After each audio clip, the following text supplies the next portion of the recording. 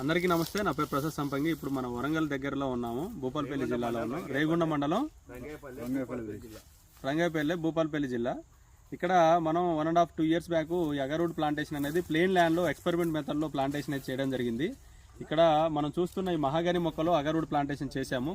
ముఖ్య గమనిక ఏంటంటే అగర్వుడ్ 2 years నుంచి కూడా ఈ రకంగా ఏదైతే పోత వచ్చే అవకాశం ఉంటుంది, అంటే దీనికి కూడా సీడ్ అనేది వస్తుంది. ఈ సీడ్ తీసుకొస్తే కూడా, సీడ్ తీసుకెళ్లి ప్యాకెట్లో పెడితే కూడా దీని నుంచి కూడా ఆకు అనేది వస్తుంది, దీని నుంచి కూడా మొక్కలు అనేది తయారవుతాయి. కానీ ఈ మొక్కని అంటే మెచ్యూరిటీ అయిన ట్రీ కాదు, కేవలం 2 సంవత్సరాలు 3 సంవత్సరాల నుంచి వచ్చిన సీడ్ని మనం జర్మినేషన్ చేస్తే కూడా మొక్కలు అనేది వస్తాయి. ఆ మొక్కల్ని తీసుకెళ్లి మనం ప్లాంటేషన్ చేస్తే అవి కూడా పెరుగుతాయి. పెరిగిన తర్వాత ఏంటంటే భవిష్యత్తులో ఇంజెక్షన్ చేసినప్పుడు క్వాలిటీ లోపల నుంచి రాదు, వుడ్ అనేది జర్మినేషన్ అవ్వదు, వుడ్ అనేది జనరేట్ అవ్వదు.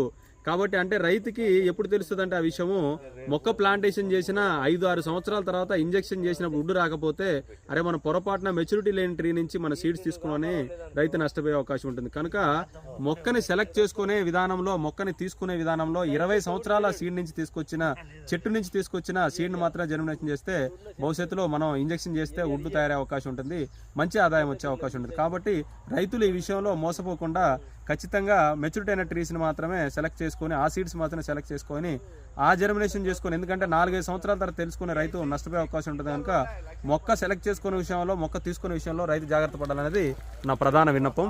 Thank you.